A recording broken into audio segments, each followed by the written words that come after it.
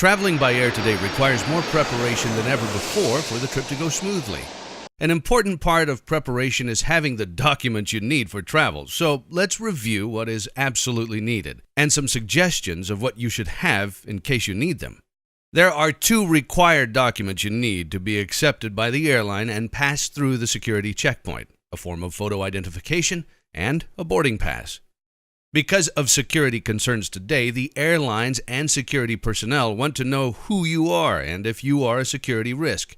In the United States, the Transportation Security Administration, or TSA, determines what type of identification is acceptable prior to boarding an airliner. The most common forms are, of course, a driver's license from one of the 50 states, or a U.S. passport. Travelers from or in foreign countries must have a passport in which they are a citizen. The TSA will accept other forms of identification, such as a military ID or documents for regular entry into the U.S.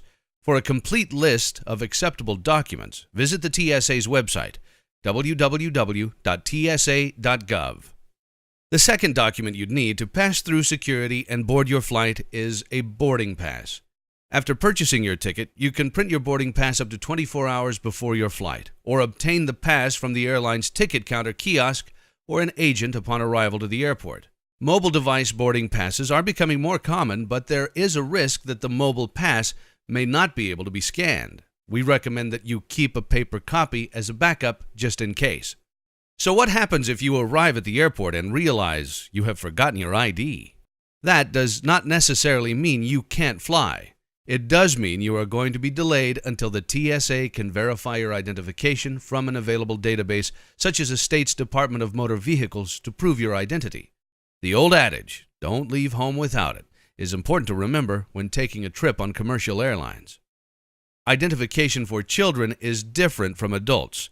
If the child is 17 years of age or younger, an identification is not required. But if the child is traveling without a parent or guardian, special procedures are required prior to the flight, including identification of the child and identification of those dropping off and picking up the child. Airlines have these special rules to ensure the child's safety and security, and each airline's rules are slightly different, so check with the airline for details. If you are renting a car or staying in a hotel, you will need the confirmation numbers. If your flight is arriving late, be sure to notify them of your schedule. Traveling internationally requires you to have a U.S. passport. You will not be allowed to board an international flight without it. There may be other required documents to some international destinations, such as visas, so check with your airline for additional information or the passport section of the U.S. Department of State website. If you have any medical issues, you may need proof of your need for prescriptions and vaccination records when traveling internationally. Any medical requirements should be documented as well.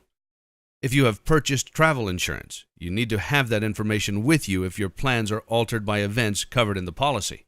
We recommend that you make copies of all of these documents and keep them separate from the originals. If you are traveling in a group, give those copies to a trusted friend to keep with them in their carry-on, so that if your luggage is lost, you have a copy available. If you are traveling alone, keep one in your carry-on and one in your personal item, like a purse or backpack. Both items will be with you at all times, but if one goes missing, you will still have a copy of your vital information. Don't depend on the information in your personal electronic device, as it can be lost or stolen. Finally, you should keep on your person documents you may need in an emergency. This includes people to contact, any special instructions in regards to medical conditions, allergies, and medicines that cause reactions.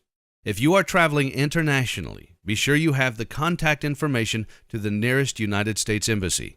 Make your flight less stressful by having the documents you need. We have provided a downloadable checklist to assist you. Enjoy your trip.